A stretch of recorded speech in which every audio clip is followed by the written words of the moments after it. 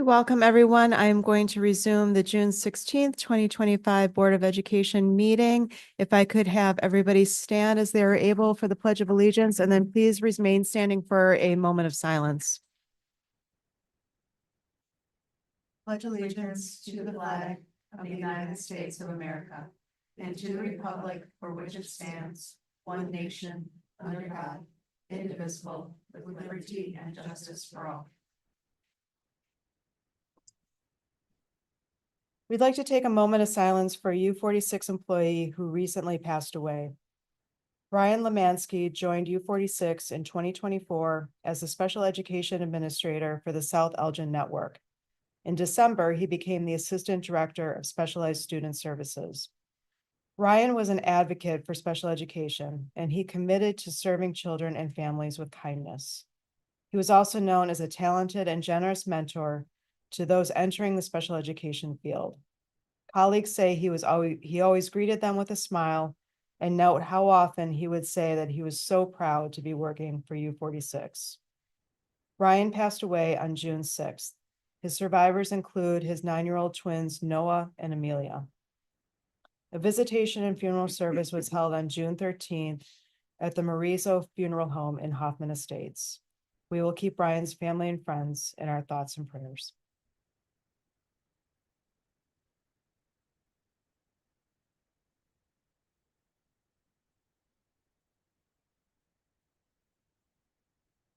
Thank you, everyone.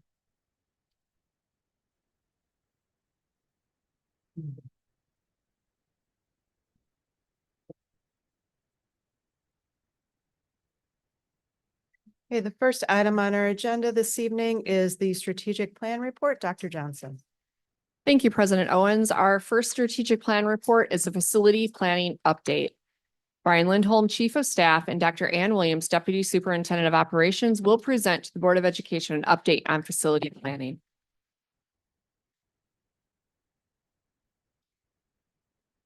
Good evening, and thank you for another opportunity to provide the Board of Education with an update on our facilities work. This month's facilities update highlights continued momentum across both our construction and design projects as we align capital investments with the long-term vision of Unite U46. We also have some great video footage to bring the work to life. I'll begin by walking through key construction updates, and then Mr. Lindholm will provide an overview of our current design work, specifically at Illinois Park, which is being converted back to an elementary school to serve students on the west side of Elgin, and the new elementary school planned near the river on the east side of Elgin.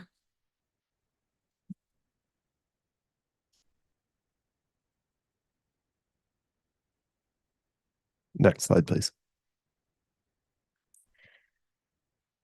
Let's start with Hawk Hollow Middle School. The transformation of the new Hawk Hollow Middle School continues to make impressive progress in all key areas. At the exterior, the newly completed concrete plaza now creates a welcoming and accessible approach to the secured main entrance. Inside the building, the kitchen and cafetorium have advanced significantly since our last visit. Kitchen equipment installation is well underway, setting the stage for full functionality. The cafetorium itself has received major improvements, including new flooring, ceiling finishes, and updated stage lighting and fixtures, all of which contribute to a vibrant and flexible space for both dining and performances. Near the learning stair, the installation of glass panels is underway, visually connecting that area with the culinary arts lab located below. The space is quickly transforming into a state-of-the-art, hands-on learning environment that will offer students real-life culinary experience. Next slide, please. At the student entrance near the band wing, significant progress has been made. The entrance now has been fully framed for student arrival and dismissal. This design prioritizes both function and safety, supporting the day-to-day experience of students entering and exiting the building from this active area on the campus. Meanwhile, the gymnasium is coming to life and is nearly game ready. Bleacher installation is underway, and the seating proudly features a bold Hawk Hollow emblem, a point of pride for the school community. Next slide, please. This collage of pictures captures a few of the many exciting updates happening throughout the new building. If you look to your far right, you will see the large overhead door that opens up the library into the open area by the learning stair and by the cafetorium, which you can see towards the middle of the slide. And then on the far left hand of the slide, you can see the lockers are receiving more new paint, the existing lockers, and again, the learning stair glass is being installed. We go to the next slide, we'll give you an update on Kenyon Woods Middle School.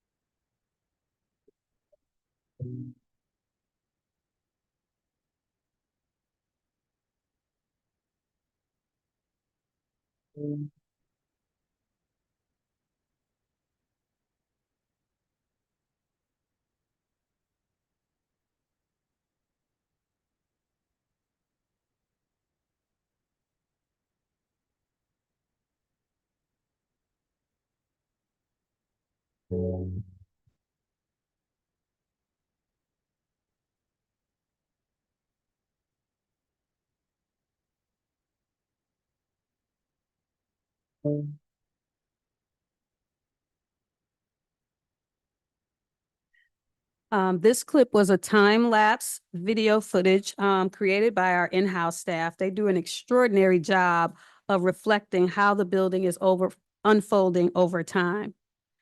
If we go to the next slide on Kenyon Woods, we have another video, drone footage capturing just a week or two ago of what was a particularly busy day at Kenyon Woods Middle School.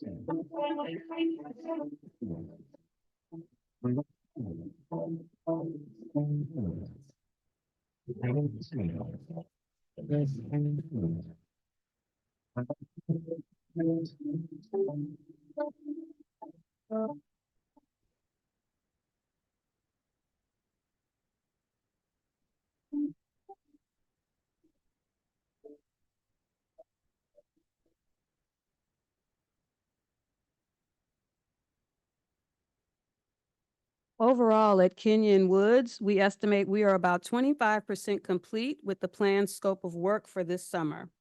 While we have experienced approximately 5 days of weather-related delays, primarily due to rain, the team continues to push forward aggressively and efficiently to keep the project on schedule.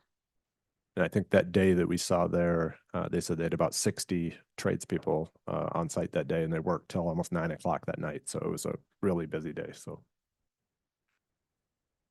We go on to the next slide.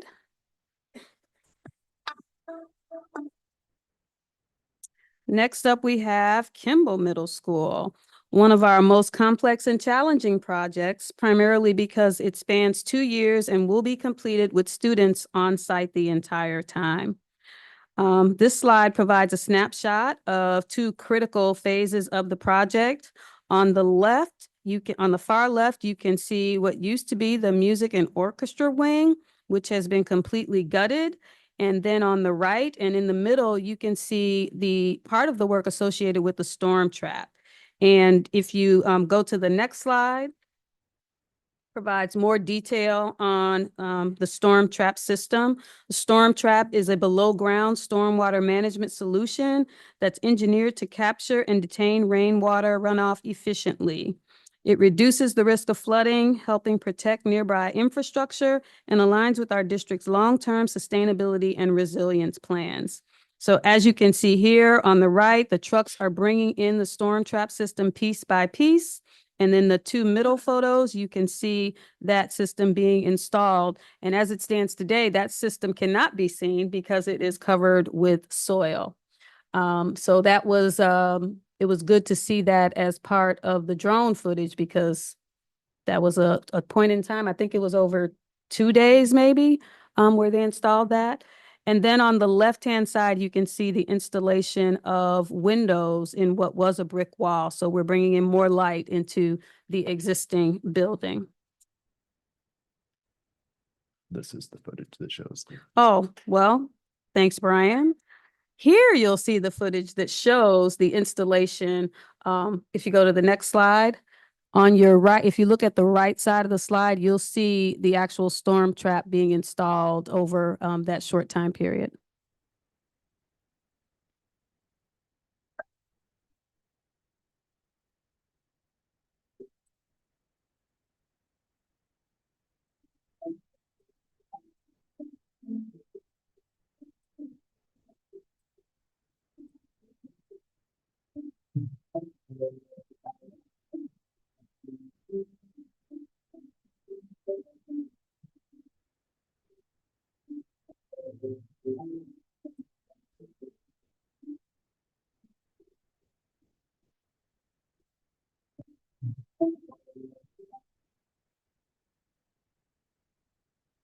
So with that, I'll turn it over to Mr. Lindholm, who will provide an update on some of the projects that remain in the design phase. Thank you, Dr. Williams. Next slide, please. So the first update is on the conversion of Illinois Park from an early childhood center to a K-5 elementary school in time for the 26-27 school year. As you recall, the Unite U46 recommendations called for relocating our early childhood classrooms from this building to our neighborhood elementary schools. So as we've shared, Illinois Park is actually one of our newer buildings. It was built in 1999 and it originally opened as an elementary school in U46. The location has always been challenging as it faces the busy intersection at Wing Street and McLean Boulevard.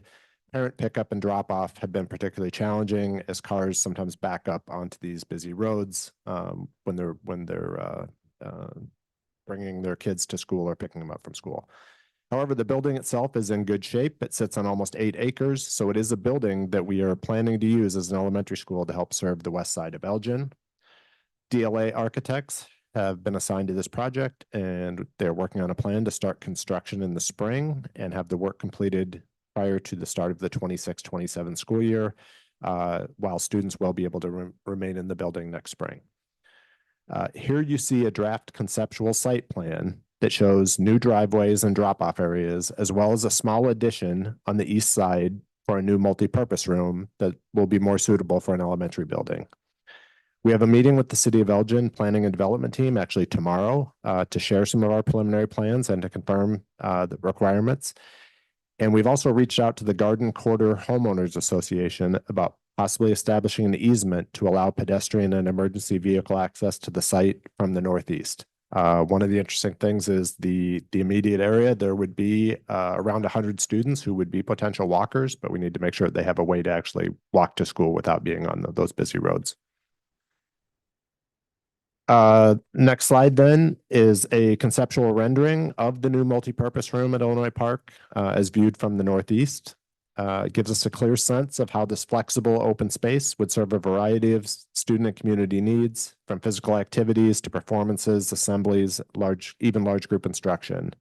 The design reflects our commitment to creating multifunctional spaces that support both academic and enrichment programming while also maximizing the footprint of the building. Next slide. So the next update is on the new elementary school in Elgin to be located at the former David C. Cook site on North Grove Avenue in Elgin, which we view as an exciting addition to our long-range facilities plan. DLA Architects and ICI have been assigned to this project, and we're really excited about some of the early design concepts. As a reminder, the district did purchase this property last year, but we are currently leasing it back to David C. Cook. as they work to move to their new location on Randall Road. In fact, we recently walked the site with their team to confirm move-out details, and their move is scheduled for mid to late July to completely vacate the building. The plans that you see here call for a building footprint of approximately 86,000 square feet, thoughtfully designed to meet both current and future enrollment needs based on the newly defined attendance boundaries. The design also shows a strong commitment to sustainability with plans to incorporate solar energy and a geothermal system, both of which align with our district's environmental goals and long-term cost savings. We are also working closely with the design team to preserve as many of the trees as possible, maintaining the natural character of the site and creating a welcoming environment for our students. We've had great early conversations with the Northeast Neighborhood Association of Elgin, or NENA. At our last meeting, they expressed appreciation for the thoughtful site design and for our responsiveness to some of their early questions. And we certainly plan to continue to work closely with them as well as other interested community members as we develop our construction plans. We also plan to discuss this project with the City of Elgin tomorrow to confirm zoning and permitting requirements, help us develop a more detailed project schedule, including the demolition of this building, which will be a pretty substantial undertaking. Next slide. This is a view of the proposed cafetorium space in this new building from the corridor on the second floor looking west. It's a great example of the beautiful views that we'll be able to incorporate in the school, given its unique location and vantage point. It might be hard to see on the screen here, but if you look very closely, there's even a small peak of the Fox River that comes through, which would be visible from over the top of some of these trees. So we continue to view this as a really neat place to build a U46 school. And I think that concludes tonight's update. Next month, we will share more detailed updates on Century Oaks and Glenbrook, as there's also a lot of great work being done on those projects. But are there any questions at this time? Thank you for the update and the presentation. Do board members have any questions? Sue? Thank you for the update. This is so exciting. I can't wait to see them all. Just one quick question. You mentioned we'd been delayed a little bit by rain. Have we had any issues with supply chain problems that have delayed things at all? We have not had any issues with supply chain to date. Good. All right. Thank you. You're welcome. Any other questions? Just one quick question. The storm track that was installed at Kimball, I know that the topic of stormwater came up with the new middle school or the new middle school site at Rorson. Are they installing something similar to that, or? We will have detention. We will have a detention pond. Yes. Yep. I'm seeing the nodding yes. Yep. Yes, we will have a detention pond there, and we did the same type of surveys to determine what was needed there. I don't believe we will have a storm trap. There's storm trap and detention. Is it the same size? Is it as big as the one at Kimball? Good question. It's very large. Okay, I can have that to you next time. we'll bring that back for you at our next update. How's that? Ms.? That's awesome. Thank you. Awesome. Appreciate it. Okay. So, and maybe we got a memo somewhere about all this, but my question is, is the storm trap, is that what it's called? Storm That's trap. just to like help the water dissipate into the ground more safely, more slowly, or will we actually be trying to use that like as gray water for landscaping or things like that? My question I is- believe that is more about dissipation of the water so that it does not interfere with the homes around it or our property. Is she nodding She is behind me? nodding. Okay, Rather great. emphatically, so, That works. yeah. Okay, thank you. Thank you. Thank you for the presentation. Thank you. Thank you.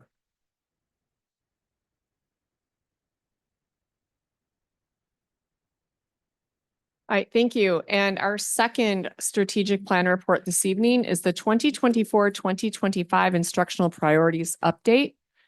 Lola Majstorovic, Deputy Superintendent of Instruction, Dr. Annette Acevedo, Assistant Superintendent of Schools, Dr. Latrice Satterwhite, Assistant Superintendent of Equity and Innovation, And Brian Tennyson, Assistant Superintendent of Teaching and Learning, will provide the Board of Education an update on the 2024-2025 instructional priorities. Good evening, members of the Board of Education. I'm pleased to share our end-of-year instructional priorities update. This reflects the progress we've made in alignment with our strategic plan and district goals, particularly around literacy, numeracy, and conditions for learning. Next slide, please. Are we driving? Next slide.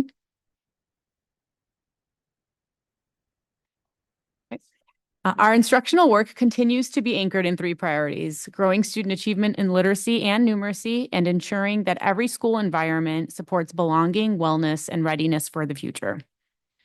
This slide marks a pivotal shift in our instructional approach. Our work this year has focused on operationalizing this instructional clarity framework, not as theory, but as a system-wide standard for instructional planning, delivery, and assessment. And through our newly adopted strategic plan, we've made each component explicit: what students should experience, what teachers should design, and how leaders support coherence. This framework is now guiding how we define success and how we get there: clarity in expectations and learning targets and tasks and in feedback. And so we distinguish between the ends that we're working toward, so our summative measures that you see here, and the means, which are our strategies and daily practices. You'll see how we monitor both using data and feedback loops to ensure continuous improvement in instruction and student outcomes. To get there, we monitor progress using formative data, everything that you see listed here, and we implement key strategies aligned to our goals. These practices are designed to build instructional coherence and accelerate learning pre-K through 12+. When we first identified our instructional priorities, we were building coherence without the benefit of a formal strategic plan. And even so, we stayed focused on what mattered most: academic achievement, well-being, and student voice. And so now, with a clearly articulated strategic plan in place, these priorities are no longer standalone. They are embedded within defined goals, signature strategies, and progress measures. The work we've been doing around curriculum, professional learning, and assessment is not ending. It's evolving, and it transitions seamlessly into the next phase of our strategic implementation. The overall data you see here is from this year's rigor appraisals. These classroom walkthroughs, conducted 3 times per year, give us a consistent system-wide lens into the quality and fidelity of instructional practices. What's encouraging is that we continue to see growth, not just in the presence of instructional strategies, but in their depth and alignment with the instructional clarity framework. This data helps guide feedback for teachers, inform professional learning, and reinforces our collective vision of high-quality instruction. And at this point, I'll hand it over to Brian Tennyson, Assistant Superintendent of Teaching and Learning, to discuss our numeracy data. All right, thank you, Lola, and good evening. As we discuss our numeracy priorities, this slide outlines the core strategies, actions we set out to accomplish in the 2024-2025 school year. You'll notice that we've color-coded each item to reflect its current status. Green indicates actions that are complete and fully implemented. Yellow shows those still in progress, and orange highlights emerging priorities that need continued attention moving forward. This framework allows us to take a disciplined, transparent approach to implementation, recognizing our progress while staying focused on where we need to build capacity next. This table shows how student work in math classrooms is aligning to levels of cognitive demand across the taxonomy, ranging from basic recall to higher order application. We're using this lens to calibrate expectations and drive deeper into instructional planning and math.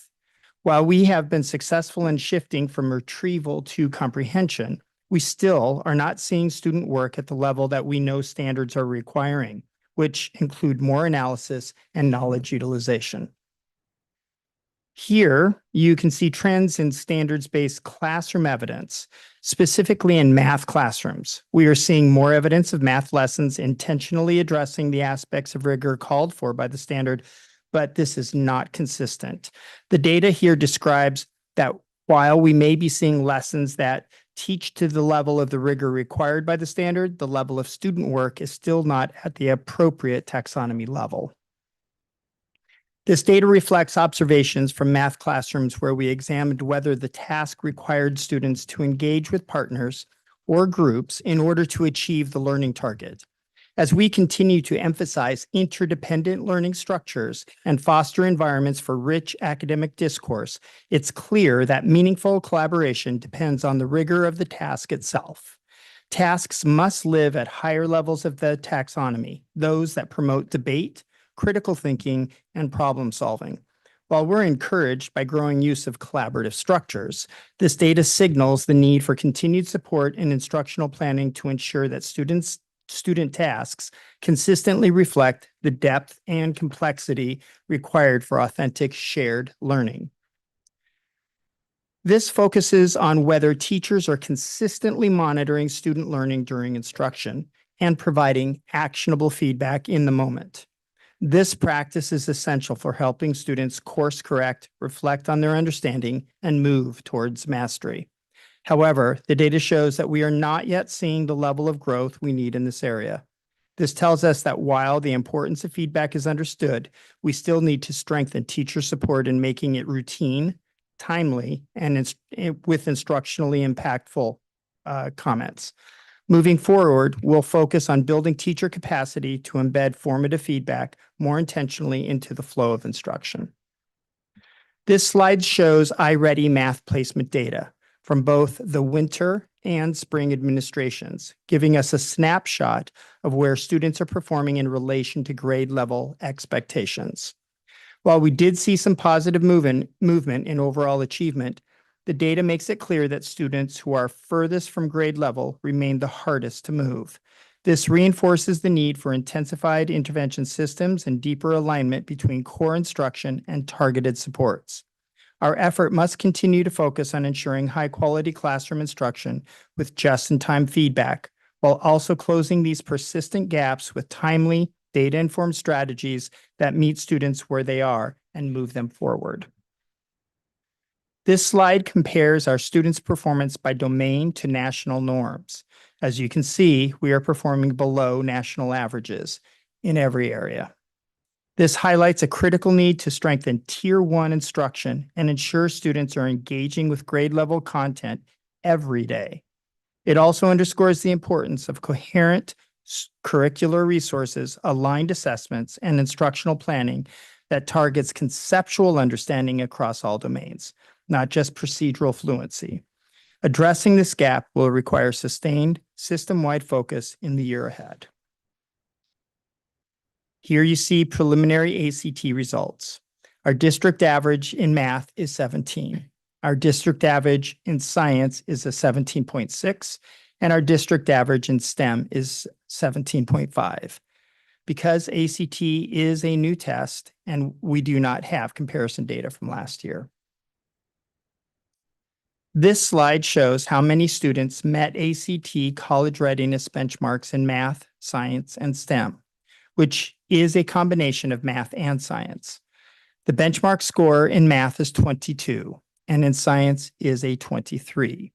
According to their research, students who obtain these benchmark scores have a 75% chance or higher of earning a C or better in a first-year college course in the corresponding area. Based on this data and in alignment with our new strategic plan, our team will continue to ensure a focus on numeracy. Looking ahead, our focus will continue to be on deepening implementation with fidelity through classroom visits, collaborative data cycles, and the selection of a new elementary math resource. We'll continue embedding mathematical practices into professional learning and strengthen formative assessment routines to ensure every student is working toward grade level expectations with the right supports in place.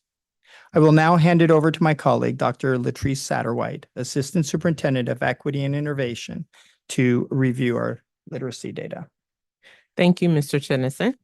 Good evening, members of the Board of Education. As we discuss our literacy priority, this slide outlines the key strategies and actions implemented this year. Like the other priority areas, items are color-coded to show what's been completed, what's in progress, and what's emerging.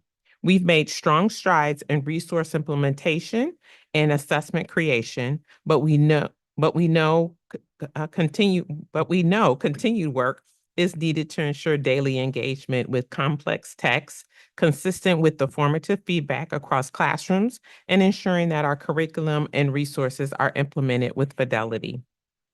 This table shows the taxonomy level of student work observed in literacy classrooms. Similar to math, we see the majority of evidence landing in comprehension, with fewer examples of students thinking that reaches analysis or knowledge utilization. We're working to build teacher capacity to consistently design tasks that demand deeper engagement with text. This slide captures whether classroom tasks are focused on engaging students in reading, writing, or speaking about content-specific grade-level texts. These are essential components of disciplinary literacy and foundational to college and career readiness. The data shows that while we're making progress in some areas, the integration of rich text-based tasks across all content areas remains inconsistent. Continued support is needed to ensure all students are regularly interacting with complex texts through discussion and written analysis.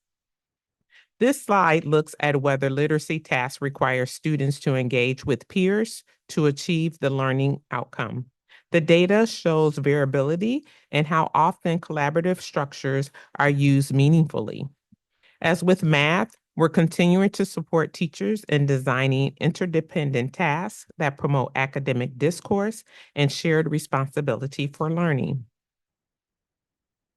Here we're looking at whether teachers are actively monitoring student learning and providing actionable feedback during literacy instruction. Like in math, the data shows we have work to do in this area. We will continue to support teachers in embedding daily formative assessment that leads to real-time instructional adjustments. This slide shows the shift in literacy achievement levels from the winter to the spring iReady administrations. While we're seeing some positive movement in the number of students reaching or approaching grade level benchmarks, a significant portion remain below grade level.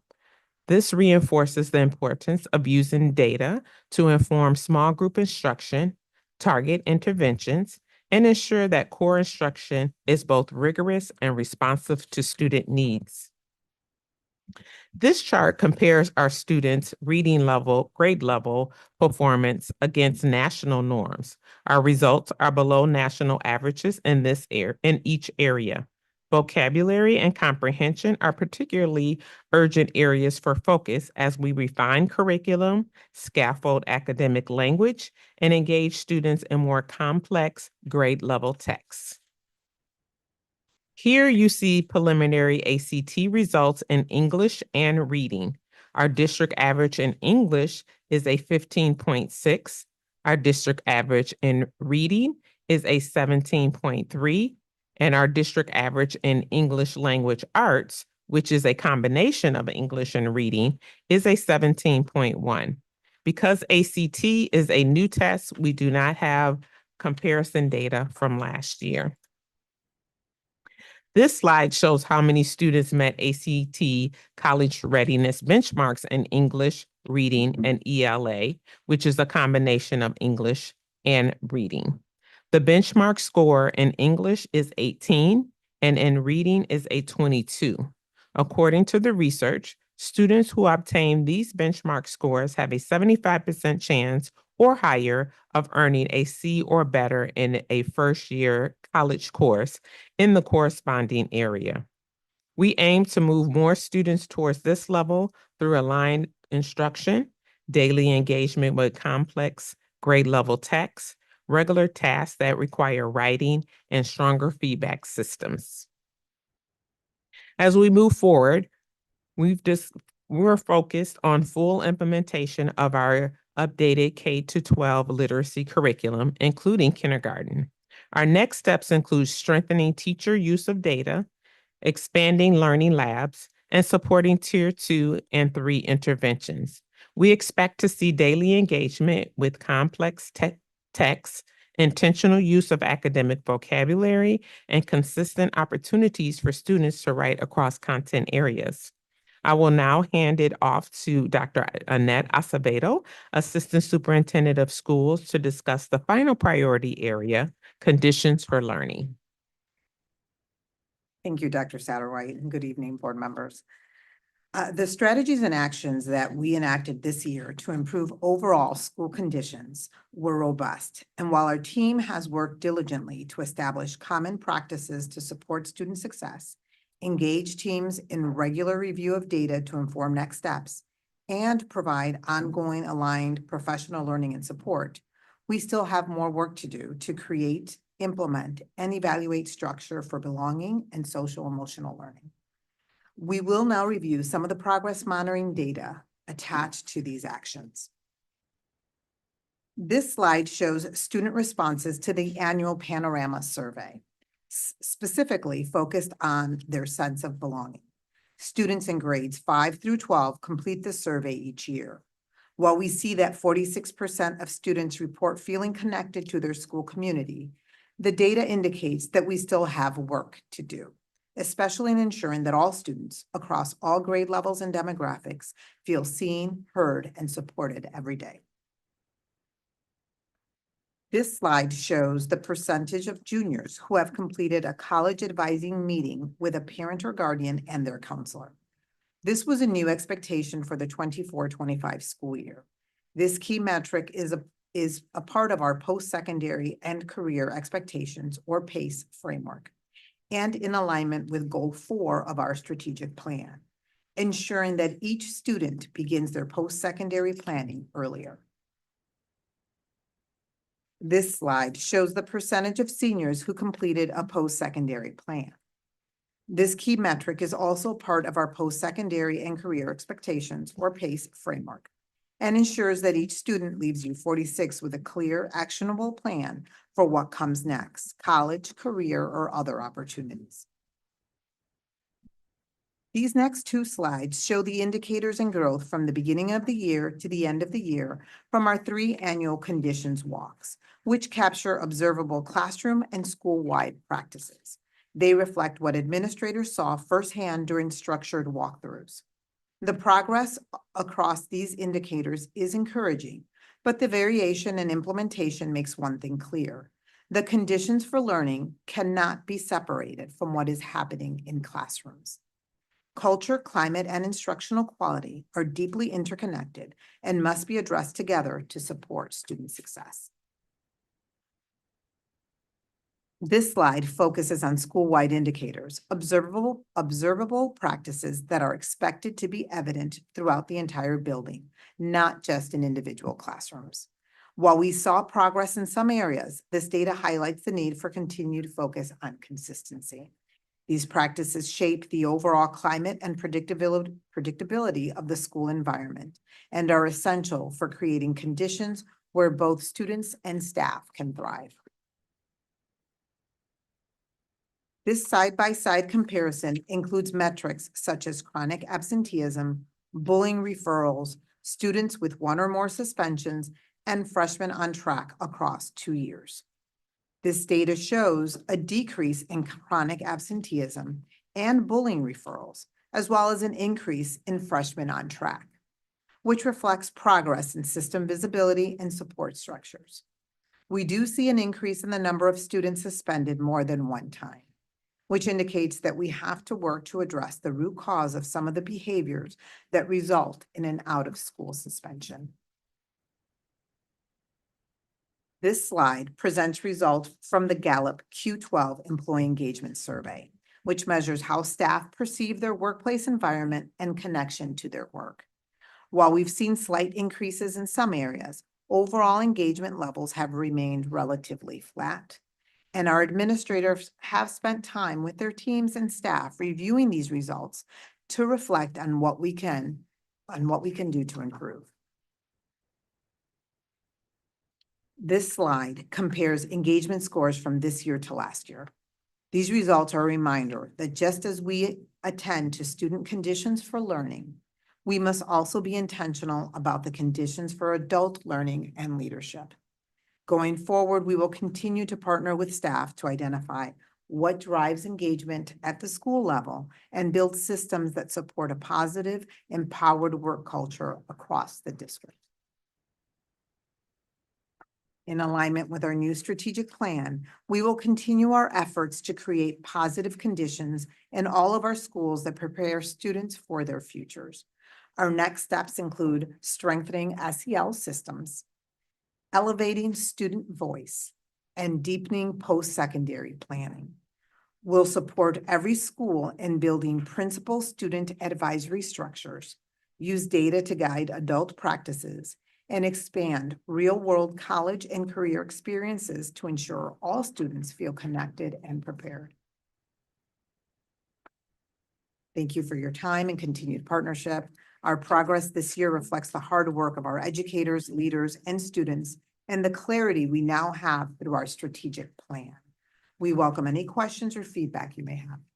Thank you. Thank you for the presentation and the large amount of detail and and information that you have provided for us. Do board members have questions? Dawn? So thank you. I'm going to start with saying how impressed I am by how quickly you got through 38 slides. So that's truly impressive. So my first question I'm going to start with is what I'm looking at.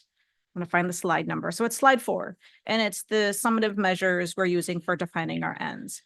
In the monitoring for both numeracy and literacy, we are looking at meeting or exceeding IAR. We don't have those results, and I know that there's delays. So my question, since we don't have that information at this time, and I apologize, I'm trying to find the slide. So slide 23 is the iReady literacy data. Which of the green sections would be a comparative for meet or exceed when we talk about IAR? Would that be like the green with the black bars? Is that all of the green? Is there a way to make a comparison? So on rudimentary analysis at this point, and understanding that ISB is in serious discussion around what progress means in order to capture it more fully, we anticipate on like our kind of basic analysis that you could probably draw some sort of comparison between all of the green. Okay. So, and possibly some yellow depending on the situation at specific schools. But we're thinking at least the green. So like if I'm looking at literacy, for example, we are looking at 37% of our students fall within the green on the information we were given. And with our goal being 43%. So that would be a very rough comparison at this time. Yeah, very rough because we don't know what the benchmarks are going to be either, because ISB is also changing the benchmarks. They're So changing it all all, that we yeah. know at this time is that throughout this summer, they're going to be going through a process to determine what the benchmarks will be for proficiency in Illinois, and we should be getting that data sometime before October. And that's about all that we know at this time. Thank you. I mean, we have the same questions you do, so we're trying to figure it out. Well, and because of that, we have to wait in order to truly understand what the relationship between iReady is to the data. That's fair. Thank you. Did you have additional questions or do you want me to see if Well, anybody else has? a Someone else question? wanted to Okay. go. That's Sue? So I'll go in. It looks like, just looking at the iReady charts, that our students are having more difficulty in reading and in math. Is that related to the fact that we have so many dual language students, do you think?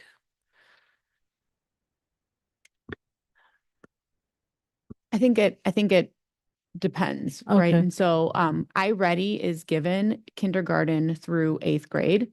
And so it's really where all of our students are. I don't know, because our language allocation, if we go through a model from kindergarten through, high school, but we would expect that to see our students make progress over time, and we would expect to see more students at or above grade level.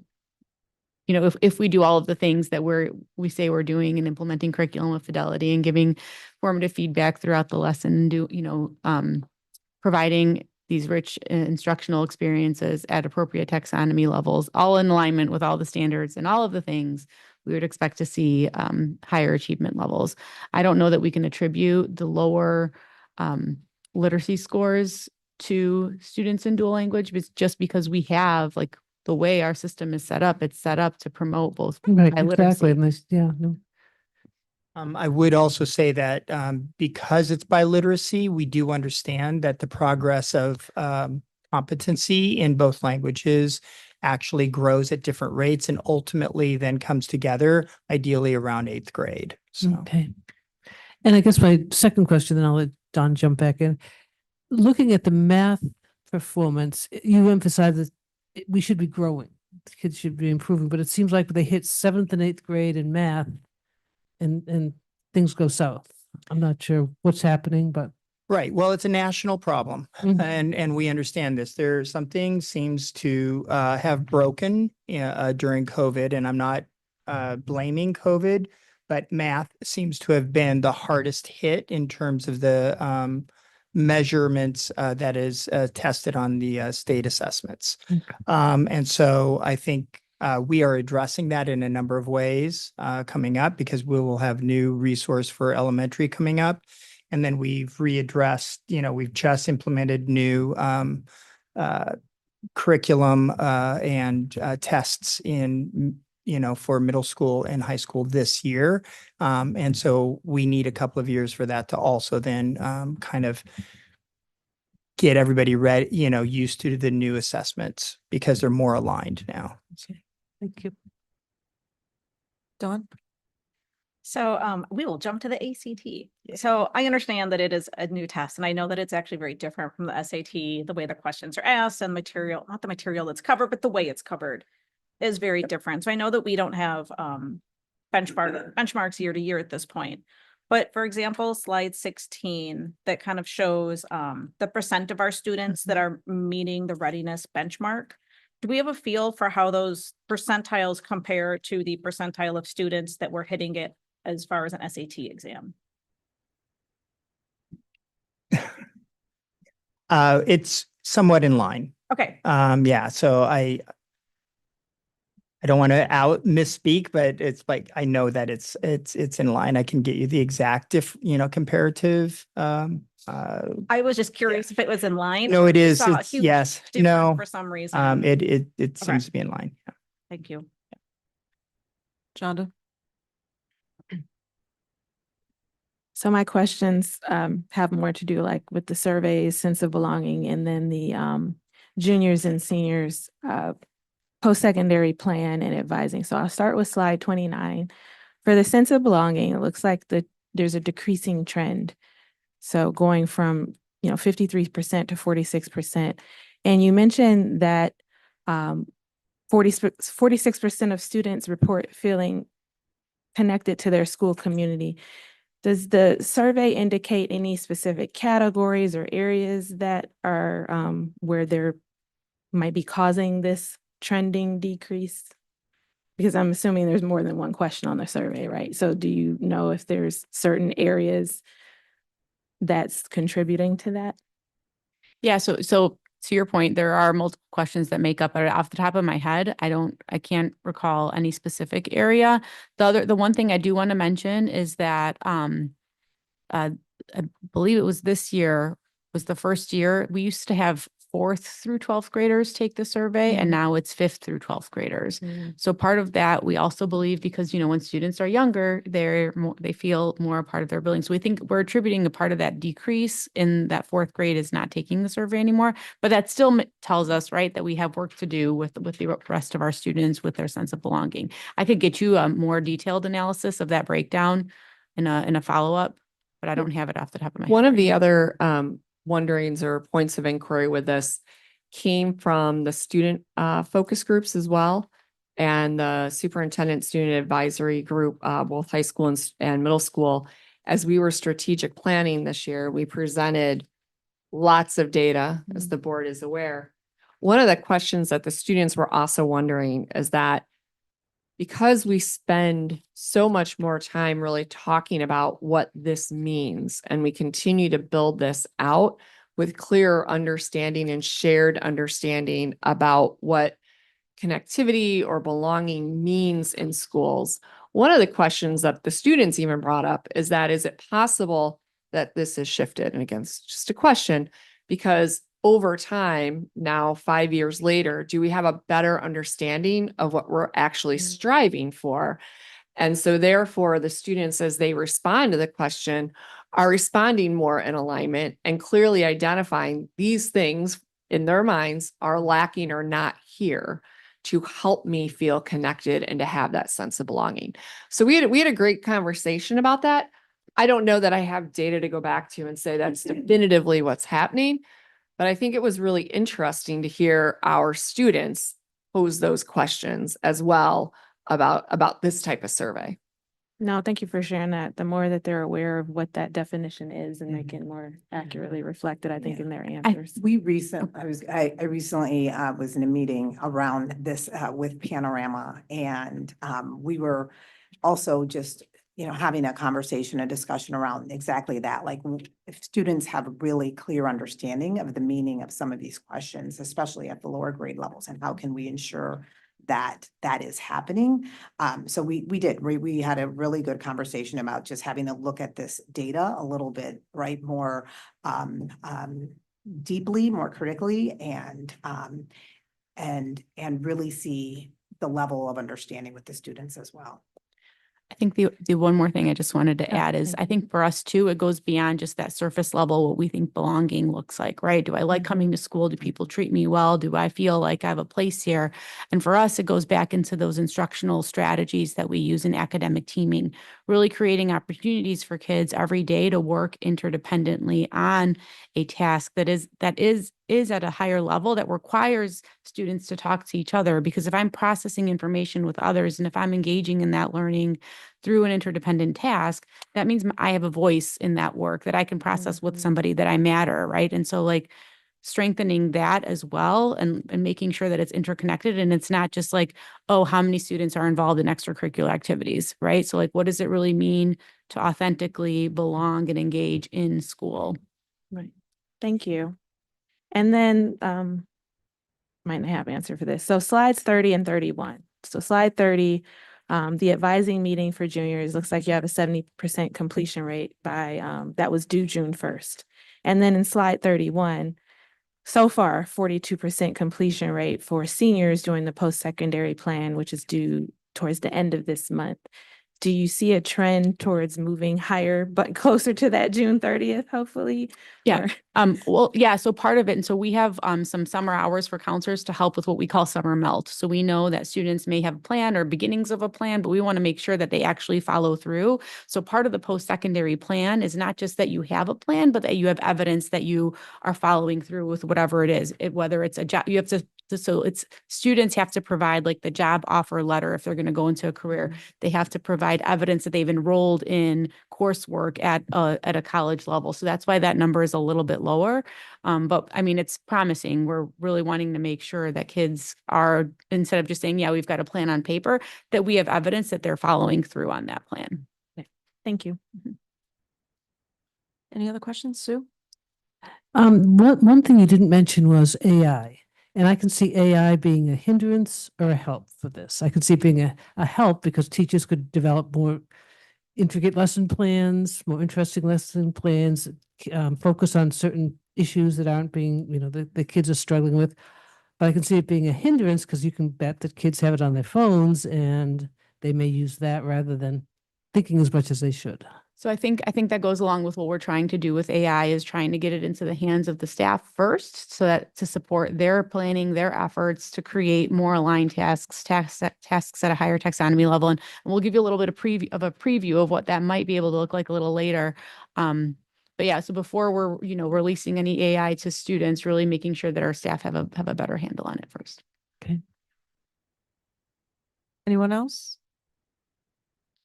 So one question I have is going back to the conditions for learning on slide 28.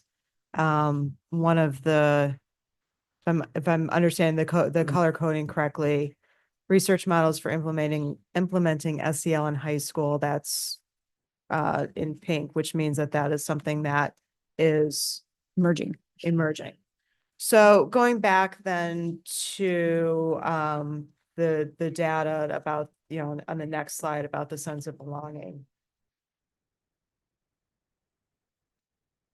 how are you looking at, and maybe this will be a little bit more clear, because I'd love to see those individual components on Mhm. that, because one of the things that kind of strikes me with this metric is, you know, it's when we're surveying teachers and their sense of belonging, we've got more or less a static group of people, right? I mean, there's rotation in and out of the staff, but we've got more or less a static, whereas with the students, by the time we get from 2020 to 2026, we've got almost an entirely new cohort of students, right? From what we had 6 years prior, 7 years prior.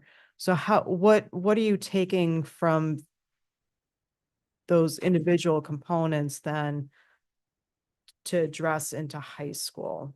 Does that make sense? Because I'm assuming that there's probably things that are going on right now that might be different than what was going on in 2020, especially immediately in the aftermath or during COVID, right? And how are you thinking about that as we go then into high school? So like for me, it's two things, right? One are what are the additional support systems that we have in place for students when they're showing that they need that additional support. So when we look at, so we've got at the high school level, for example, we've got what's called triangle teams. And so it's your dean, it's your social worker and your counselor. And they have a structure whereby they meet regularly to look at their caseload of students. They all have the same caseload of students. So they know the students pretty well and they know the families pretty well. So then they look at, we call it BAG data, behavior, attendance, and grades. And when they review that data, they use certain data rules to identify, are there students that we might need to flag to see if additional support is needed, and they route them through the appropriate interventions, whether that's an academic intervention, whether that's some support with attendance, whether it's, a small group intervention with the social worker or counselor or something like that, or it's setting them up with a mentor, right? There's a variety of supports that we have in place for that. So that's one aspect of it.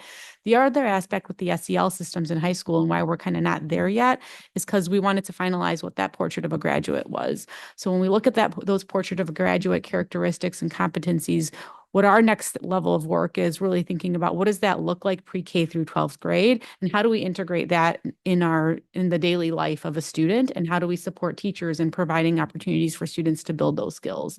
So I think that's kind of the two ways I think about that. Did I answer? Yeah, Okay. thank you. Thank you for that.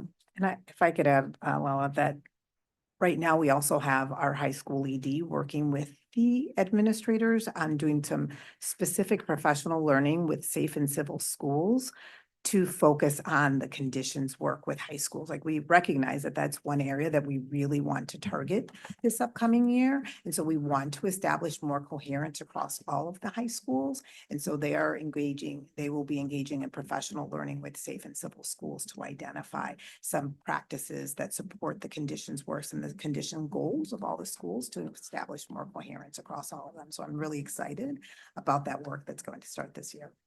Okay, thank you. Good. Is that it? Okay.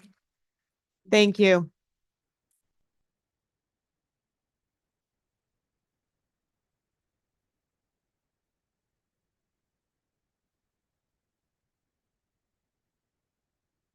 The next item on our agenda is public comment. Dr. Johnson, are there any comments? We do not have any public comments this evening. Okay. We will move to other business, board member and superintendent update if necessary. Anybody have any updates to share? Nope. Dr. Johnson? No, I don't have an update, but I do want to say thank you to our teams in working so tirelessly on the 2 strategic plans that you came forward this evening. Really a great alignment between the work that we're doing operationally and facilities wide to be able to support the work that we are engaged in with our numeracy and our literacy and our conditions. So thank you to our collective teams for that work and for bringing forward those updates. Thank you. Okay, the next item is the Finance Committee meeting overview. Yes, so coming forward, Dr. Ann Williams, Deputy Superintendent of Operations, and Dr. Frank Williams, Assistant Superintendent of Finance, will discuss with the Board of Education the Finance Committee meeting held prior to the regularly scheduled board meeting. All right. You bet. Absolutely. Good evening. The tentative budget was presented earlier with our continued commitment to fiscal equity, strategic alignment with the board's priorities, and thoughtful stewardship of public resources. We discussed an overview of projected revenues and expenditures, planned investments related to Unite U46. Here are a few of the highlights. The estimated revenue excluding bond proceeds are $820.1 million. State revenue from evidence-based funding model is anticipated to increase by approximately 18 million. The issuance of remaining referendum bonds totaling 57 million, along with the issuance of 35 million in working cash bonds that are planned for February of 26. Estimated revenues, including the bond proceeds, total around $909.1 million. From an expenditure perspective, the estimated budget expenditures total $957.9 million. Pursuant to the Unite U46 initiative, this budget includes $126 million for the capital projects, an additional $10 million for preventative maintenance. The total estimated capital expenditures for Unite U46 initiatives are around $136 million. To meet legal requirements and ensure transparency, the following timeline will be followed. On August 9th, the tentative budget will be made available for public inspection, and a public notice will be published in a newspaper of general circulation. On September 8th, a public hearing on the tentative budget will be held, providing an opportunity for the community members to offer comments or ask questions. And on September 22nd, the Board of Education will consider the recommendation to adopt the final budget. As required, the tentative budget was on display. Remember, we did that back in August, was on display for the more than 30 days prior to the final action. Throughout the process, the administration will continue to evaluate, refine projected revenues and expenditures in alignment with the board's strategic goals, and updates will be provided during August and September board meetings. Before we take questions, if there are any, I'd like to take this opportunity to sincerely thank the financial services team for their outstanding work in preparing this tentative budget. They've done this with an eye towards equity, clarity, and alignment with our new strategic plan, and I really appreciate their efforts. And it's especially important to note that this work was done while simultaneously preparing to transition to an entirely new financial software system. Managing both the annual budget process and a major systems overhaul is no small feat, but Frank's team, they've done it. They've taken it in stride, and their professionalism has been remarkable. I also want to take this opportunity to recognize Dr. Frank for his leadership and for supporting the seamless transition with our incoming Executive Director of Finance. She has already begun working alongside Dr. Frank and will join me for future presentations of the budget for next school year. Thank you. Before I ask if there's any question, Sue and Samreen as board, as committee chairs, do you have anything to add to the update? No, I think they covered it. Yeah. Any questions? Dr. Frank and Ann? Thank you. Thank you very much. Thank you.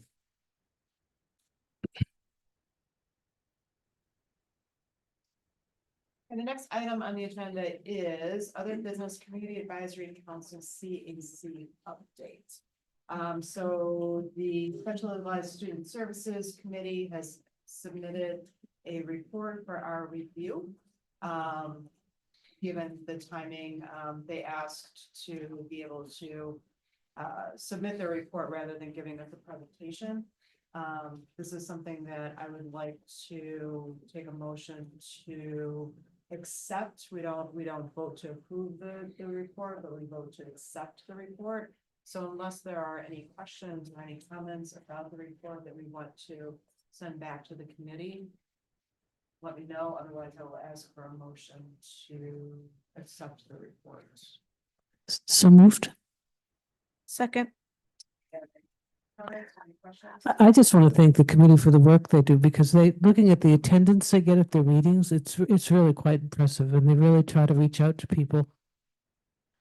Yeah, and I think I want to thank them for the intention behind the presentations. I know that this is information that is really valuable for parents and community members to hear and understand. So appreciate all the time and effort that they put into those presentations.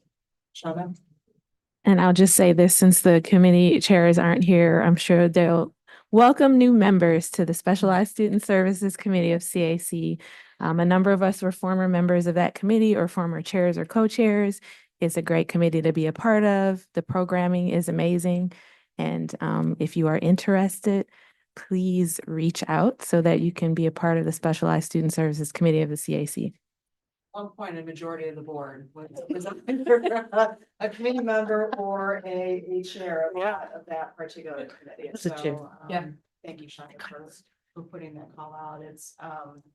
It's one of those things, I think, as a parent that was a member and then a co-chair of that committee, the amount of information that I learned, that I could apply with my own student, that it was absolutely worth every moment that I spent in that committee. So I had such an. Yeah. And if I could piggyback on what you said too, if you think for a moment, your student versus my student are vastly different. Right. And we still both got the information we needed to be able to move forward. Right. So Right. they need members join. Yeah, that's how I became a part of the CAC, as the Specialized Student Services Committee. So, yeah, it's a great committee. We have a motion on the table to accept the minutes or accept the report. Take a roll call. Ms. Kerr? Yes. Ms. Khan? Ms. Martin? Yes. Ms. Nolan? Yes. Ms. Schwartz? Yes. Ms. Thomas? Yes. President Owens? Yes. Motion carried. Okay, the next item on the agenda is consent agenda, Dr. Johnson. Thank you, President Owens. This evening on the consent agenda, we have personnel report and workers' compensation cases, minutes of board meeting, April 14th, 2025, resolution authorizing participation in federal and state grant programs, resolution authorizing the school treasurer to make bond and interest payments, resolution for the disposal of surplus personal property, list of authorized depositories, bid plant operations, asbestos 3-year reinspection and management plan update, proposal, assessment accountability and student success, ACT, proposal, assessment accountability and student success, advanced placement exam, 9th through 12th grade eligible students, proposal, curriculum and instruction, career and technical education, e-dynamic learning, proposal, plant operations, elevator preventive maintenance, inspections, repairs, and monitoring, contract, career and technical education project lead the way, contract, curriculum and instruction, English language arts curriculum consultant for English as a second language levels 1 and 2, contract, financial operations, support and licensing for workforce software, contract, financial operations, support and licensing for workforce time clocks, contract, information services, CrowdStrike CDWG, contract operations, risk management, cyber liability insurance, contract renewal, operations, risk management, workers' compensation insurance, contract renewal, operations, risk management, property and liability insurance, contract renewal, post-secondary success in high school dual credit, contract renewal, assessment accountability and student success, cognitive abilities test, contract renewal, assessment accountability and student success, assessment of performance toward proficiency in languages, contract renewal, assessment accountability and student success, PSAT, NMSQT 1011, and contract renewal, assessment accountability and student success, iReady. Are there any items that board members would like removed from the consent agenda? Hearing none, may I have a motion to approve the consent agenda as stated into the record? So moved. Second. Roll call, please. Ms. Kerr? Yes. Ms. Khan? Ms. Martin? Yes. Ms. Nolan? Yes. Ms. Schwartz? Yes. Ms. Thomas? Yes. President Owens? Yes. Motion carried. Next item is discussion action, Dr. Johnson. Our item under discussion action, itemized bills for June 16th, 2025. Dr. Frank Williams, Assistant Superintendent of Finance, will respond to questions from the Board of Education regarding the attached bills. Administration recommends the Board of Education approve the list of bills in the amount of $40,799,737.64. May I have a motion to approve the list of bills in the amount of $40,799,737.64? So moved. Second, Any discussion or questions? Roll call, please. Ms. Kerr, yes. Ms. Khan, Ms. Martin, Yes. Ms. Nolan, Yes. Ms. Schwartz. Yes. Ms. Thomas. Yes. President Owens. Yes. Motion carried. The next item on our agenda is other business. Dr. Johnson. Thank you, President Owens. This evening, our first item is a Chat GPT presentation update. Lola Maistorovich, Deputy Superintendent of Instruction, and Rola Tariq Mohammed, Research and Project Management Fellow, will present the Chat GPT Edu update and will respond to questions from the Board of Education.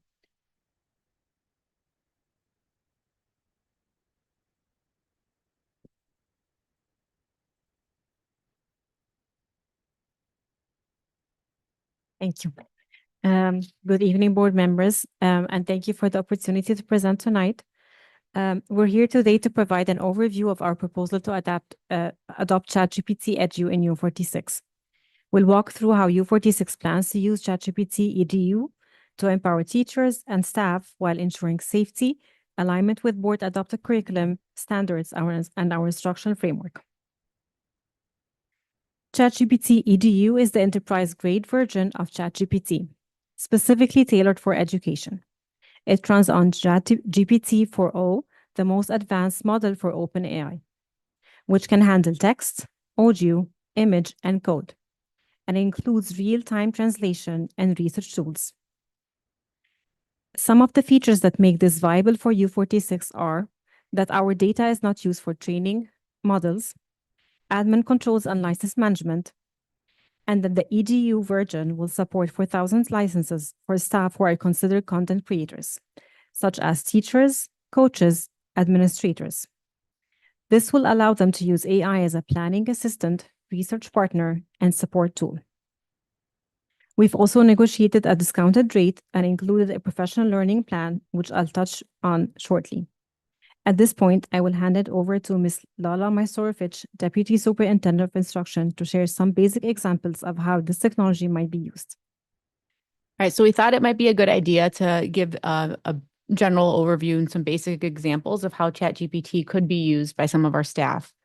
And so for the first example, something as basic as writing an email. So we all know that sometimes emails, people are busy, they can come across and maybe not exhibit the tone as it intended or anything like that. And so we wanted to show you an example of how in writing an email, ChatGPT could help with framing the email with language and making sure that it's appropriate to the intended audience. So for example, you'll see this first draft where it was, just a first draft of saying, hey, this is your child's teacher. I noticed they're really struggling in my class and have failed to complete assignments. You might want to come in sometime, let me know. So the prompt in ChatGPT that you enter is you copy and paste your original email, and you can say, write a professional, kind email to a parent about their child struggling with an organization in class and offer to partner with them and suggest a meeting. So when we did this, and we actually did this, so we can give you the exact responses, this is what it came up with.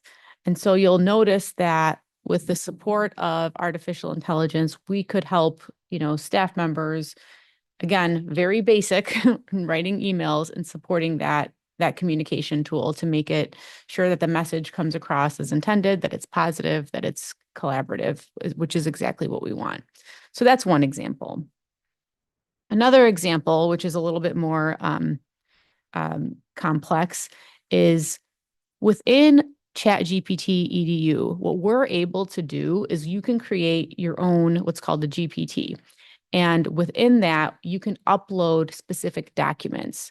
So what Rola and I did is, and actually Rola started it and I just helped a little bit, but what we did is created a GPT where we uploaded our curriculum frameworks for grade 3. So all of the curriculum documents that you receive when you review curricular proposals, we uploaded all of them for grade 3, which includes the rubrics, the assessments, the list of resources, all the unit frameworks, all of that stuff.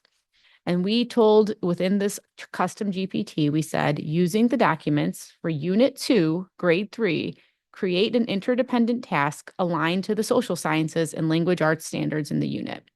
So we had all the materials, just double check everything. And then it did it for us. And then we did a follow-up prompt that stated which resources from the unit should I use to support students in their research. So I'm going to click here and it'll show you what the output was. So again, here's the prompt, here's the follow-up prompt, and here's the interdependent task.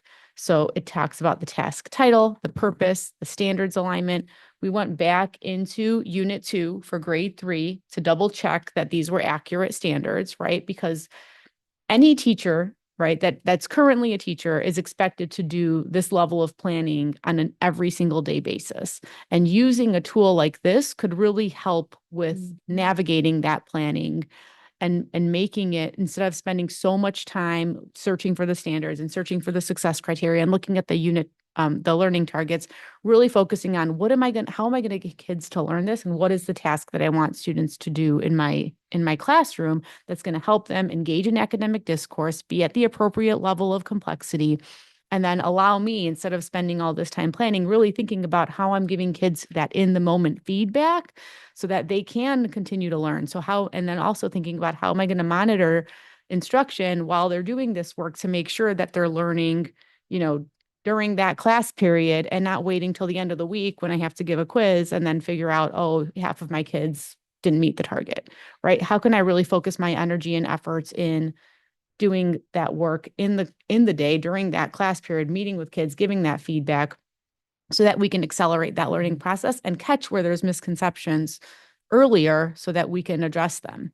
So you have access to this, so I'm not going to go over everything, but it gives you a very complete task overview. It gives a description. It's completely aligned with what is in that unit of instruction for 3rd grade. It even gives you student roles when they're working in their groups.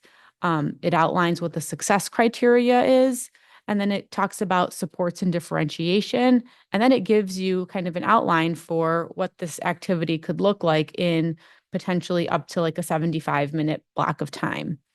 And then the really cool thing is it reinforces the use of our assessment tools and of the rubrics that are approved for use in the classroom. So a lot of times what currently happens is teachers are trying to find these things to help their planning. They're trying to find what lesson I'm going to, not what I'm going to teach, but what I'm going to have the kids do today. And a lot of times they'll go to sites like Teacher Pay Teacher that may not have appropriately aligned materials to help students.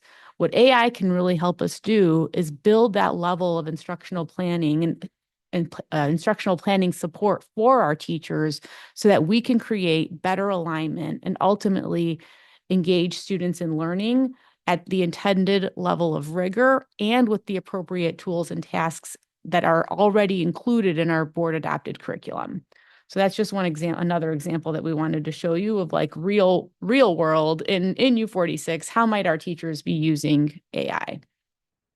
And then we can provide that level of support with our district level coordinators and directors through our professional learning system to continue to build that, comfort level and knowledge for teachers to be able to do that regularly. Thank you. Thank you, Lola. We've also developed robust AI guidelines grounded in board policies like student data privacy, education philosophy, and bullying prevention. The guidelines explicitly require that AI may not be used to replace teacher judgment, input, and decision-making. AI may not also be used for grading or detecting AI cheating, as current research doesn't support these practices in education. That also transparent citation of AI in teaching materials is required. Additionally, the requirement of using only district-approved tools. And finally, encouraging teachers to use AI in differentiation, monitoring bias, and safe usage practices.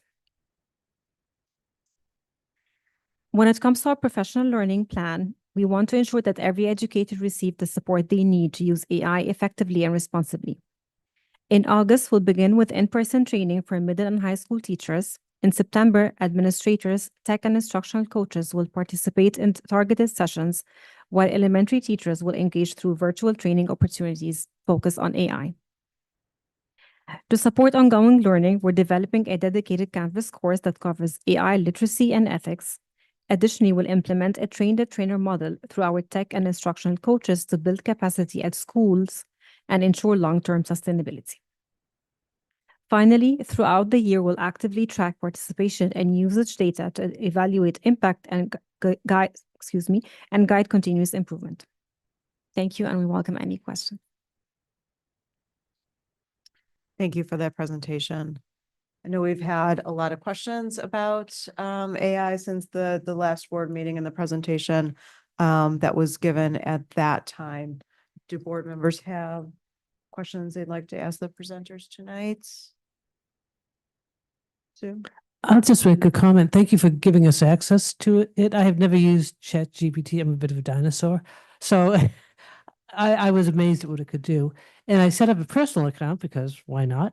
And now I see why we need one for the district because, first of all, obviously the personal account couldn't get at the resources the district has. I also discovered the personal account will just time you out, or if you've used so much time, then you've got to wait a certain number of times before you can go back to, you can start a new chat, but you can't continue working on what you were working. So Yeah, and it's really nice because in the EDU account, you have all of your saved chats. So if you need to go back to something or you want to even expand on something, you can always do that. yeah.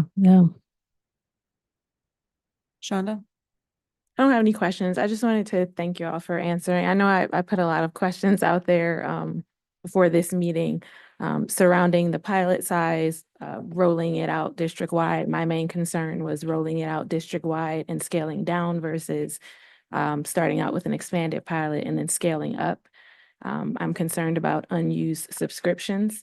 So I appreciate you answering my questions. I did also use the test. So thank you for access to that. I acted like I was a para and just kind of took some things as a parent that I would think of what would a para do. And so the information that was given back to me, even with me just putting in limited prompts, was a lot more thorough. So I appreciate that. Dawn? I also had a lot of questions, so thank you for answering them. I'm going to be very honest. I have a lot of concerns with the ethics, the integrity behind AI, the ability of it to take away critical thought, especially if we start rolling it out for students. Just because something exists doesn't mean embracing it fully is the way to go for tech in my eyes.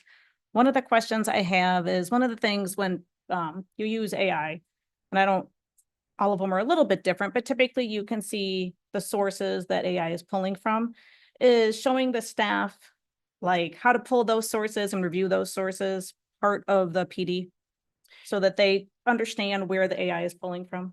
Yeah, it's part of that ongoing professional learning. So there's like as Rola shared, we would have different ways to access professional learning because we wouldn't necessarily be able to train everybody in the same way. So we'd have those asynchronous modules. We could have live Zoom sessions. We would have in-person sessions. For teachers, it would be obviously a part of our DCD day where we review the guidelines and go through that with the content that they're getting in August. So it would be covered in there. But I think the other piece is teachers are already having to do that when they access things on the internet, when they Google things and they try to get ideas. And so for us, it's really how can we package it so that it's always going to take them back to what we want them to implement, which is our board approved curriculum and using those resources. So, but yeah, absolutely. Thank you. Any other questions? So Dr. Johnson, can we get a sense of what the next steps are? Sure. So I appreciate all of the questions from the Board of Education after the last proposal. To Ms. Martin's statements just a short time ago, the concerns, the questions, right? What's happening out there? Who is accessing it? How are they accessing it? I think we find ourselves in this really interesting place where we have to start to determine, right, what are the guardrails that we can identify and create? How do we support professional learning? How do we start to do some of that? If it's sooner than later, but in preparation for this thing that now exists, and whether we embrace it completely or, you know, we start to do that research and move in that direction. I share that because what I realized right after the last proposal came forward was that I had not done the appropriate work or the necessary work, I think, to prepare the board for the fact that these were proposals that are going to start to come forward in some way, shape, or form to consider as we continue to move right ahead. So that was really important feedback.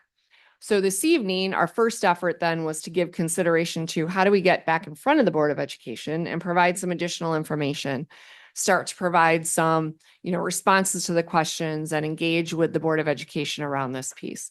So I fully expect that there will likely be some additional, you know, feedback from the Board of Education after this evening. At a certain point, we'll have to make a determination about when and how we bring that proposal back to the Board of Education. Obviously, it's not going to get here any sooner than possibly 5 weeks at the earliest or at some point, right, in August. It'll probably look a little bit different at that point because most of our proposals are, when we receive quotes and those types of things, are only good for 30 days. So it's gonna likely look a little bit different. We'll have to give consideration to, you know, some of the parameters that have been discussed and provided this evening. Some of the questions around, is it for 4,000 employees? Is it for a scaled down, you know, number or what that looks like? I think the piece that I always wonder about is that when we provide access for some, it's always interesting, right? Who chooses not to take that access, and then the people who somehow find access to everything. So really, really trying to take some time now after this evening and the additional feedback that I'm sure we'll receive around those next steps. But I expect to bring something back to the Board of Education at some point this summer on where we're moving with AI or a recommendation again at that point. And just so board members are aware, when Dr. Jensen and I were talking about the agenda for this evening, when we were talking about this last week, and thinking back to what our committee structure currently is on the Board of Education and how we run our committees, our wondering is whether, in lieu of having separate curriculum committees where we discuss an initiative in the district at the curriculum committee, and then we come again and address that for the full board meeting, because we have to have a comprehensive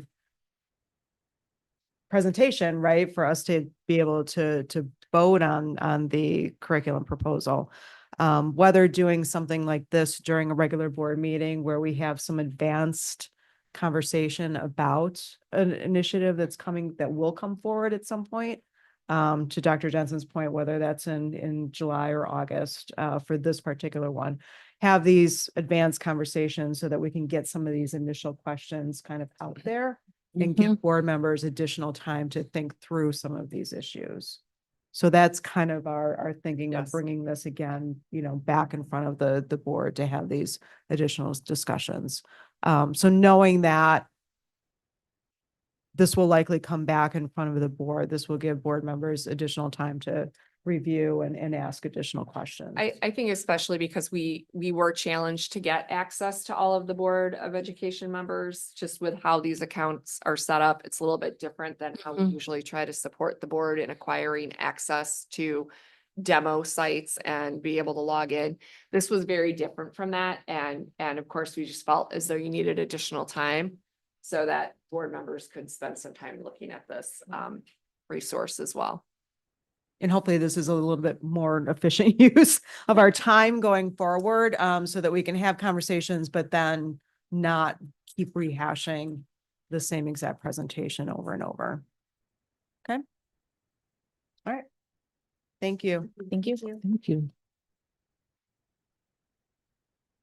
That will move us into a resolution.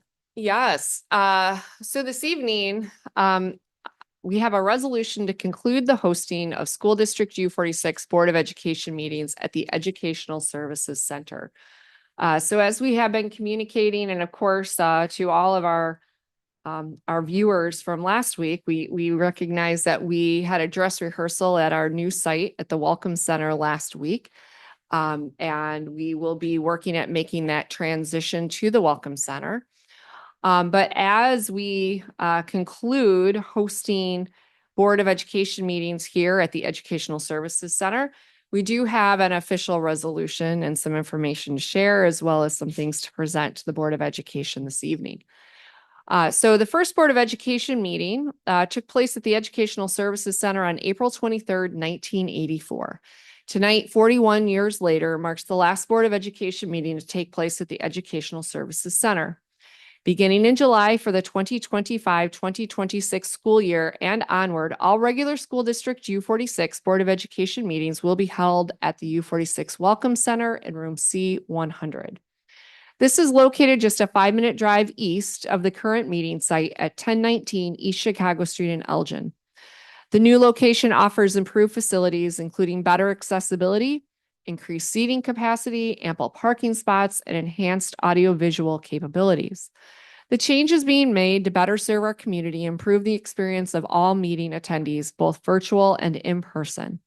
The schedule and format of meetings will remain unchanged. So I do have a resolution, which I can read this evening for the Board of Education.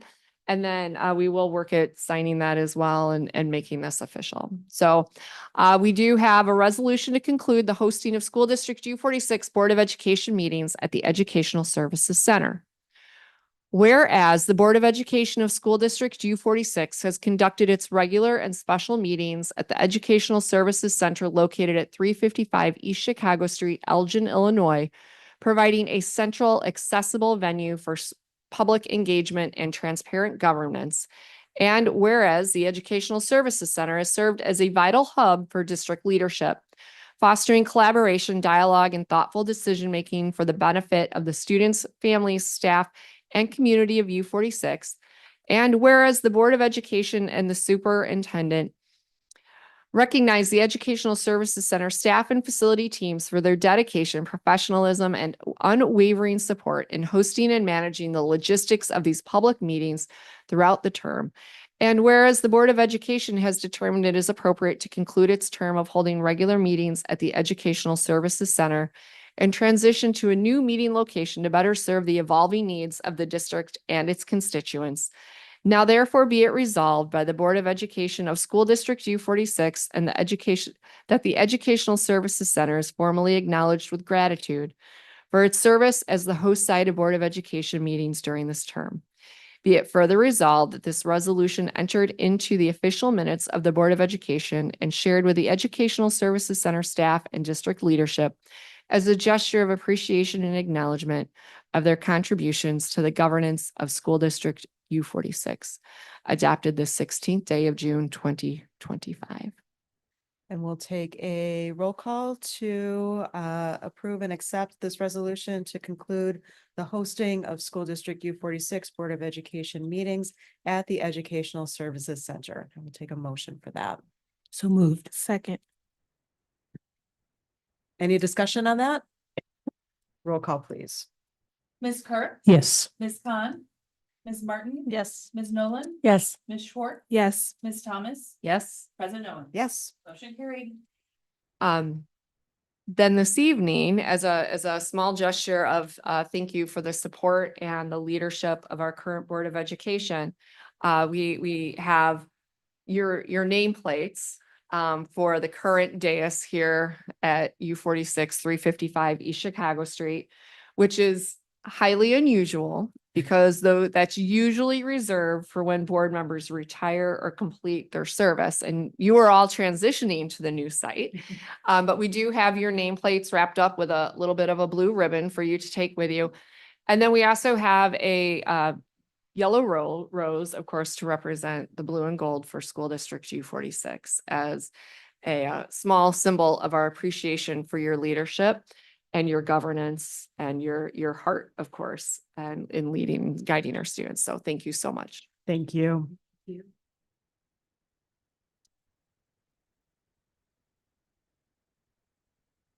Okay.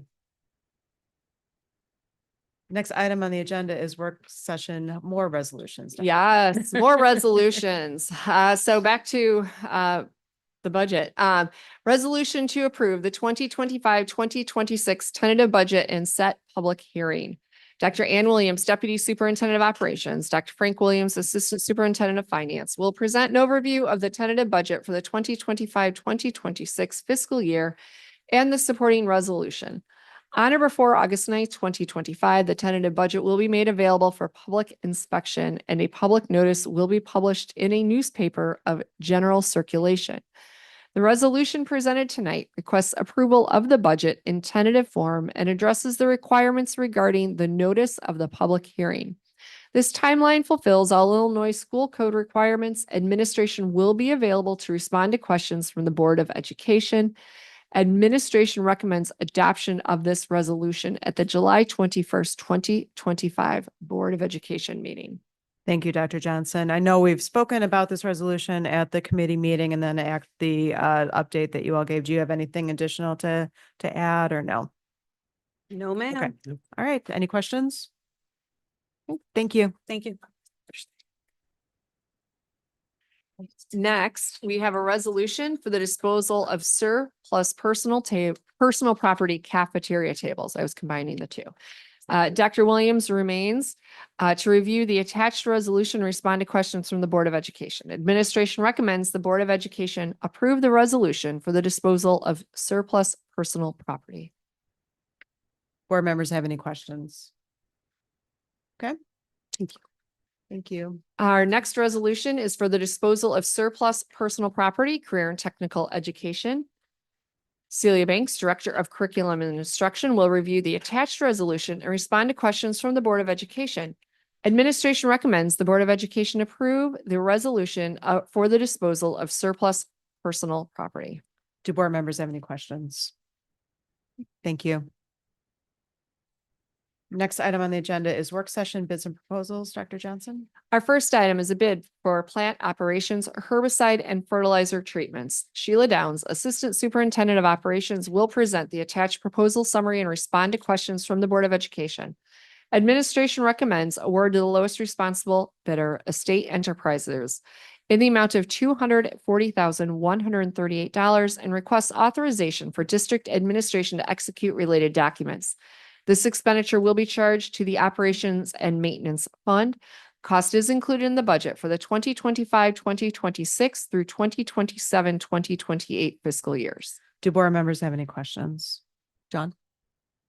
Thank you for the proposal. So my questions might seem odd, but it's kind of stemming out of the weird dust storm we had this year and some of the fallout, I guess, so to speak, from that.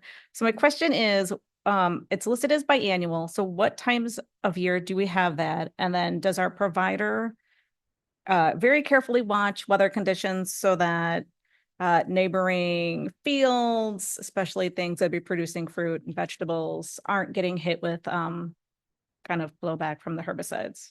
Yeah, so I'll answer them in reverse. So yes, he does monitor the weather conditions, obviously for rain, for high winds, things like that. So absolutely. And then typically we do it biannually. So it's twice a year, right at the start of spring, as we're starting to see a lot of the growths come up, and then proactively before the start of the school year. Okay, thank you. You're welcome. Any additional questions? Okay, next item. Our next item is a bid for plant operations, Larson Middle School Domestic Pipe Insulation, project number 508-25. Sheila Downs is still here to present the attached proposal summary and respond to questions from the Board of Education. Administration recommends award to the lowest responsible bidder, Luz Construction Group, in the amount of $296,170 and requests authorization for district administration to execute related documents. This expenditure will be charged to the Operations and Maintenance Fund. Cost is included in the budget for the 2024-2025 through 2025-2026 fiscal years. Do board members have any questions? Okay, thank you. Thank you. Next is a bid procurement athletic trainer provider. Dr. Frank Williams, Assistant Superintendent of Finance, will present the attached proposal summary and respond to questions from the Board of Education. Administration recommends award to the lowest responsible bidder, Athletico Management, in the amount of $690,000 and requests authorization for district administration to execute related documents. This expenditure will be charged to the education fund. The cost is included in the budget for the 2025-2026 through 2027-2028 fiscal years. Do board members have any questions? Sue? Just one question. The description notes that we're going to start hiring a full-time athletic trainer of our own. Is that Yes. going to be this year, next year, or after this contract? As we can find them, the candidates, well, we would rather have them in-house. Yeah. So as we can find good candidates, then we'd rather hire them in-house. And we're looking into doing that now, or? Yes. Okay, good. Thank you. You're welcome. Any other questions? Okay, next item. Next is a bid for procurement Liberty Elementary School library furniture. Dr. Williams remains at the dais to present the attached proposal summary and respond to questions from the Board of Education. Administration recommends award to the lowest responsible bidder, Warehouse Direct, in the amount of $88,747.82 and requests authorization for district administration to execute related documents. This expenditure will be charged to the education fund. The cost is included in the budget for the 2025-2026 fiscal year. Do board members have any questions? Thank you. Next is a bid Operations Unite U46 New Middle School in Elgin. Dr. Ann Williams, Deputy Superintendent of Operations, and Brian Lindholm, Chief of Staff, will present the attached proposal summary and respond to questions from the Board of Education. Administration recommends awarding bid packages to the lowest responsible bidders listed below in the total amount of $2,463,954 and requests authorization for district administration to execute related documents. Bid package 09B, Consolidated Flooring of Chicago LLC, resilient flooring in the amount of $2,137,975. Bid package 09F, Diversify Pro LLC, tile flooring and wall tile work in the amount of $325,979. This expenditure will be charged to the Capital Projects Fund. The cost is included in the budget for the 2025-2026 through 2026-2027 fiscal years. Do board members have any questions? Okay. Thank you. Thank you. Next is a proposal, Information Services, View Sonic Interactive Displays, Commercial Displays, Mobile Stands, and Licenses. Jim Wolf, Director of Information Services, will present the attached proposal summary and respond to questions from the Board of Education. Administration recommends approval of the proposal from CDWG LLC in the amount of $1,508,971. Requests authorization for district administration to execute related documents. This expenditure will be charged to the education fund. The cost is included in the budget for the 2025-2026 fiscal year. Do board members have any questions? Thank you.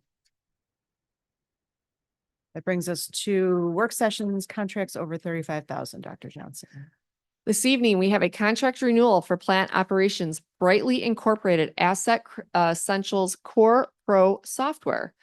Sheila Downs, Assistant Superintendent of Operations, Cassandra Reichenbach, Financial Operations and Building Systems Coordinator, will present the attached proposal summary and will respond to questions from the Board of Education. Administration recommends approval of the contract renewal with Brightly Incorporated, the amount of $44,623.12, and requests authorization for district administration to execute related documents. This expenditure will be charged to the Operations and Maintenance Fund. The cost is included in the budget for the 2025-2026 fiscal year. Do board members have any questions? Okay, thank you. Thank you. That being the last item on our agenda, I am going to make use of a artifact we have here at ESC, which was dedicated by Mr. Art Wolf in 1973 for the U46 board presidents. May I have a motion to adjourn our last meeting at the Educational Services Center? So moved. Second. Roll call, please. Ms. Kerr, Yes. Ms. Khan, Ms. Martin, Yes. Ms. Nolan, Yes. Ms. Schwartz, Yes. Ms. Thomas, Yes. President Owens. Yes. We are adjourned. Oh.